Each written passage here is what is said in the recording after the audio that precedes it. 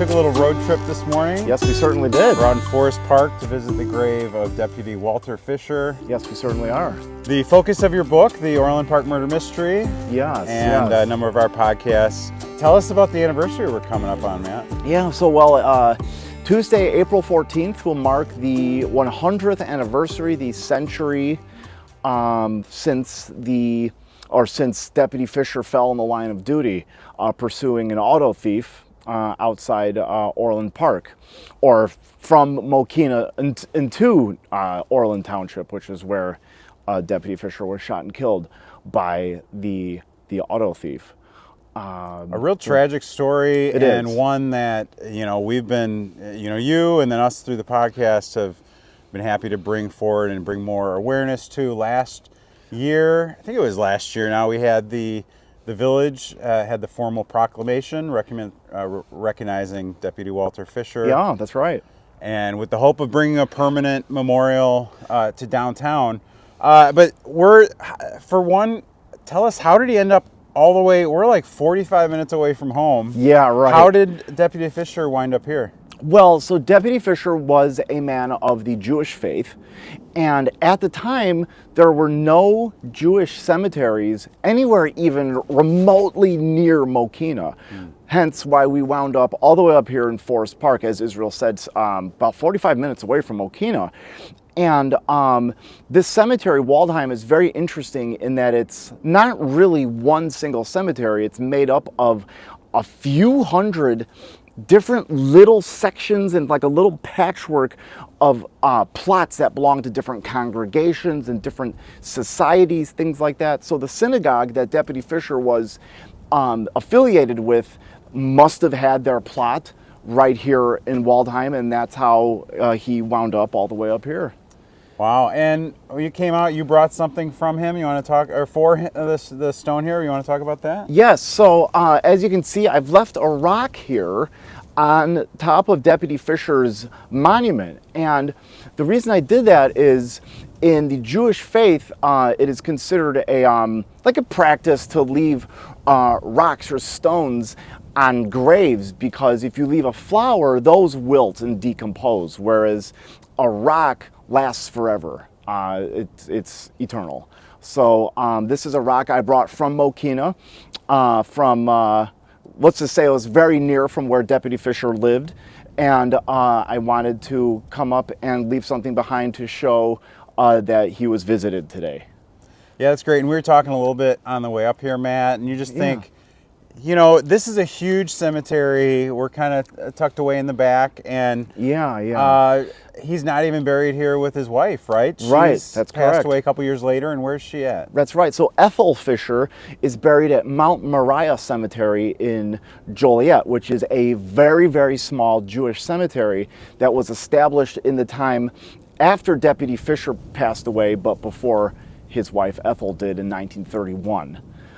So yeah, he's pretty far from his family up here. The daughters as well. That's right. That's right. Deputy Fisher's daughter Lucille, her married name was Lucille Kaufman. She died in the 1950s. Tragically, also very young, in her 30s. I forget of what illness that was, but she passed away in the Detroit area, but she was brought back to Mount Moriah in Joliet, where she was interred next to her mother Ethel.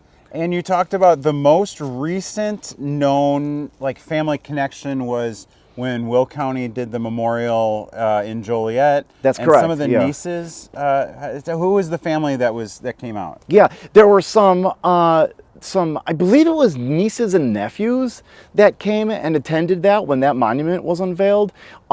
Their first names are escaping me last night or right now, but their surname was Duberstein or Duberstein, something along those lines. And at the time, Deputy Fisher's youngest daughter was still around. Rosalind Jones was her married name, but she unfortunately was in hospice care at that time and couldn't make it to the dedication of the law enforcement memorial in Joliet, and she passed away right around that time. And Deputy Fisher had only been in the country for a short time, right? So most of his family was not in the area, right? That's right. His family, as far as I've been able to tell, lived in and around Chicago. and his wife's family lived in the Joliet area. Yeah. Yeah, absolutely. Really cool to see and connect with the story that we've talked about so much. Yeah. Hard to believe it's 100 years coming up. Yeah. But what are the thoughts that you have? And you see this when you bring her before or now. Yeah. Visiting his grave. Just a tragic story of a young man who died in his prime and unfortunately violently also. 28 years old. I mean, it says right here, 28 years old. Yeah. He was a young man. Yeah, he was a young man. And it's also just as tragic, I think, that he's pretty much forgotten in the Mokena of today.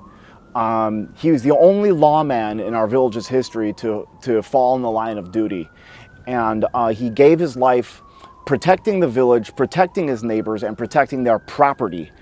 And I think it's only fitting that we can get some sort of permanent memorial, whatever that may be, in Mokena, in the village for him, so that his sacrifice isn't forgotten.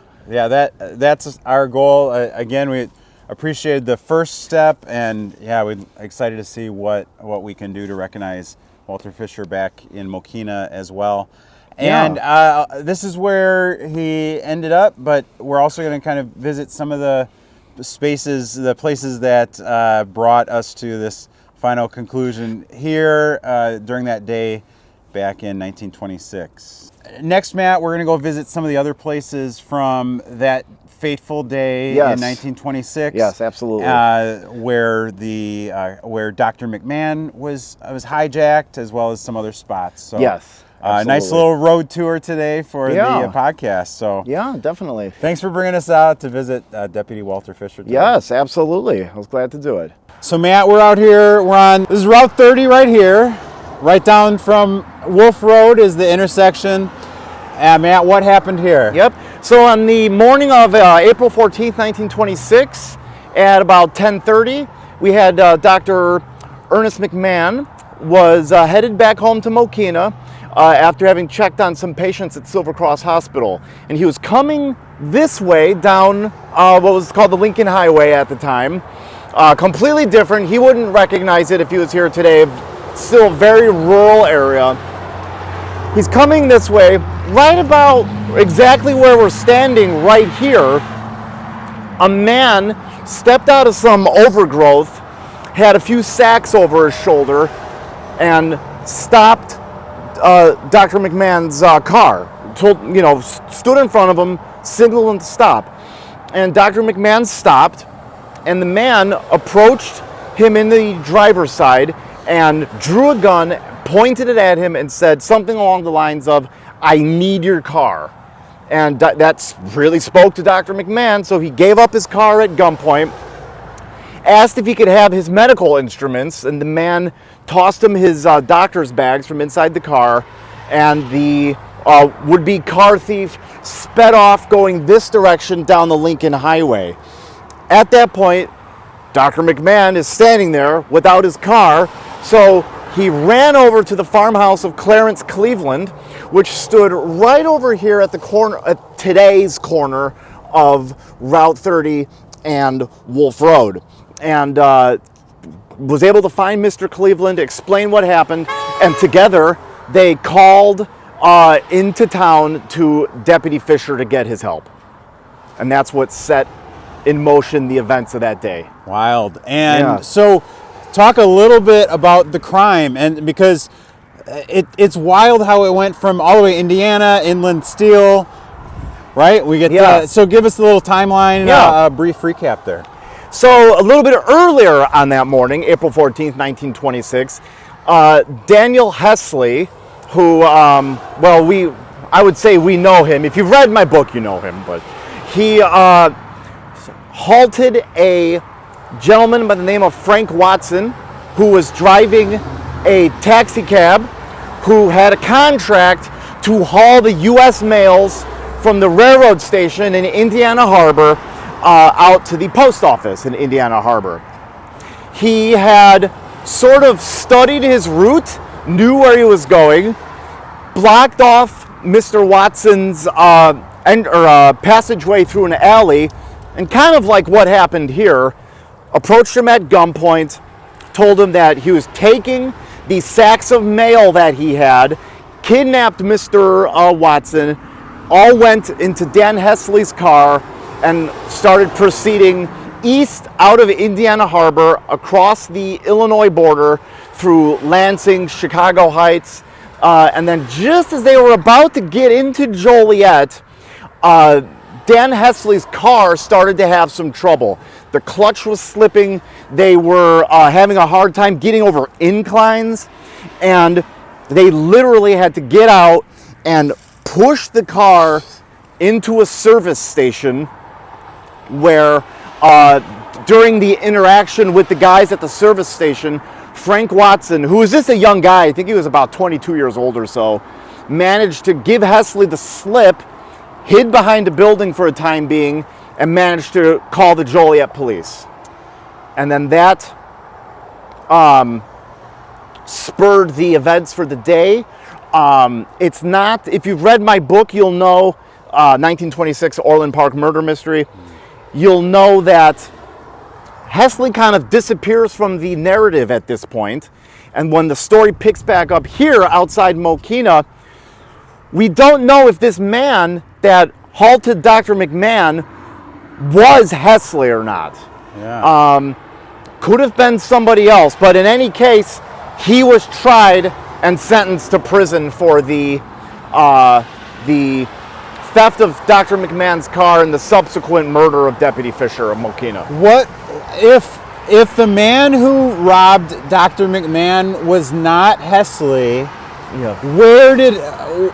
Where was the disconnect? Where did we lose him? Any theories there? Yeah, so we basically temporarily lose track of Dan Hesley outside the Ridgewood service station in Joliet. And one of the big sticking points for early investigators was that happened around 10 after 10 a.m. And Dr. McMahon's car was stolen out from under him here 20 minutes later. And it would be, even back then with a lot less traffic, would have been very hard for Hesley to get from Joliet to here at this point in 20 minutes. It was surmised that maybe somebody gave him a ride, but if that happened, no one ever came forward. They were never able to figure out or catch who that was. So it's... What an incredible mystery. It is a mystery. I mean, if you haven't read Matt's book yet, obviously you've got to read that book. But so Matt, give us, for anybody that hasn't heard this part yet, give us the car leaves here and the brief what happens between here and where it ends for Walter Fisher. So Deputy Fisher in town, he's a storekeeper on Front Street, gets this call from Dr. McMahon and Mr. Cleveland up here on the corner, springs into action, grabs his gun, goes a couple doors down to the Cooper and Hostert Ford agency, also on Front Street, and grabs his neighbor Barney Hostert, because they're going to go chase this guy that just stole Doc McMahon's car. So Barney grabbed his shotgun and one single shell, in case they had to use it, and they go outside of town, and they were told by Dr. McMahon and Mr. Cleveland that the car was headed east down the Lincoln Highway. So they surmise that maybe this man is going to turn north onto Route 45, or as then it was called, Keene Avenue. They wait outside town at roughly what is today 191st Street and Route 45, and sure enough, they intercept the car thief there and begin chasing him. They chased him over dirt roads to a point just outside of Orland Park, which back then was an even smaller town than Mokena was. They managed to force him off the road and kind of in an aggressive passing kind of motion, force him off the road at about what is today 143rd Street and Route 45, in which today that's the middle of Orland Park.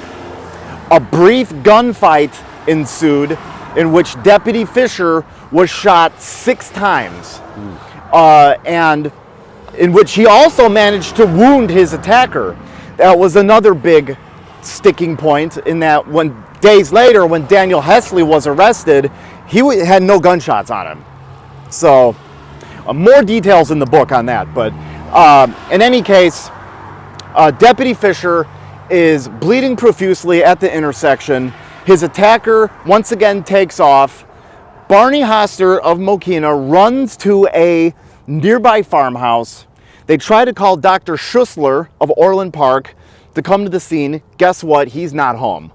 So instead they call Dr. Hedges in Frankfurt because they know Dr. McMahon is out with Mr. Cleveland also looking for the car. Get a hold of Dr. Hedges. He's on his way, but he has a little bit of a trip. So Barney Hoster happens back to the intersection where the shooting happened, where he also is met by a candy salesman who heard the gunfight. They grab Deputy Fisher off the ground, put him into Barney Hoster's car, which was the one they used in the chase, bring him into the village of Orland and to Dr. Schussler's office. Doctor's not there, but they bring him into the office, and it was there that Deputy Fisher bled to death within a few minutes. Wow. Absolutely. Wow. Yeah. Yeah, an incredible story, and such a story that is directly tied to Mokena. Yeah. And cool to come out and see some of the spots. A place that we go by every day. Yep. But was so central to that day. Yeah, absolutely it was. All right, Matt, so we're wrapping up our tour today. Yes, here indeed. back on Front Street. Yes, indeed we are. So point out, we wanted to be here where Walter Fisher's shop was. So just give us an idea where his shop would have been here on Front Street. Sure. So we have this big empty area right here that's vacant right now. Back during Deputy Fisher's day, there were 3 buildings right here. And Deputy Fisher's shop or store and where he and his family lived was right here, kind of directly next to the salon right here. House was there at the time. Sort of right where this tree is where Deputy Fisher's store was, the historic building where he had his business. And he was, and that's what is interesting about this story. You know, he wasn't only a law enforcement officer here. He was a member of the community. Yeah, a young man with a family. I mean, when you're in a busy, what was a hopping, busy downtown, he was right on Front Street as one of the major stores for people, right? Yeah, definitely. Yeah, he was a pretty successful businessman here. He advertised regularly in the News Bulletin, which, as we know, was our town paper back then, and sold a little bit of everything. And yeah, he was a part of the community. So talk a little bit about what kind of mourning the village went through after that. What was the sense people were feeling after he was killed? Yeah, pretty intense sadness, actually, because he unfortunately he died so violently and so abruptly and tragically at such a young age. And Mokena was so small back then that just about everybody knew everybody. So pretty much everybody was affected by this. And a good number of Mokena people went up north to his funeral when that happened. And yeah, it was a pretty traumatic event for the village and would be remembered for many, many years by those who were here when it happened. Absolutely. Well, hopefully this is another way to expand and continue on that memory and, what he did for the village, for our people here, the sacrifice that he made. His family was never the same. Right. That's true, it affected the village for a long time too. Yeah, so it certainly did. So we talked about the Cooper Hostert Ford Agency, where Barney Hostert was that helped. Yeah. And that was right next to us, right? That about where the brick building is now? Yeah, right about where Avalanche Jewelry is nowadays. That's where the Cooper and Hostert Ford Agency was. So back then, that was just a few doors down from Deputy Fisher's. So when he got the call, he grabbed his stuff, i.e. his gun, and went and grabbed Barney Hostert a few doors down over here, and then they thus began the chase. Yeah, imagine that. Him grabbing his shotgun and just running down the street right here. Yeah. Well, Matt, this was a really interesting. It's great to connect and actually go and see the places. The gravesite and these places we go by every day, like we said. But it's neat to visit him today with you. We had a beautiful day for visiting downtown or visiting around. And, we did, yeah, absolutely. Glad we could do it. Me too. It's thanks for cool. sharing this, Matt. And we're going to be going to the village and talking more and trying to get more of a permanent recognition for Deputy Walter Fisher. Absolutely, we are. Yes. Well, thanks for having me. Yeah, it was a great time, Matt. Yeah, absolutely.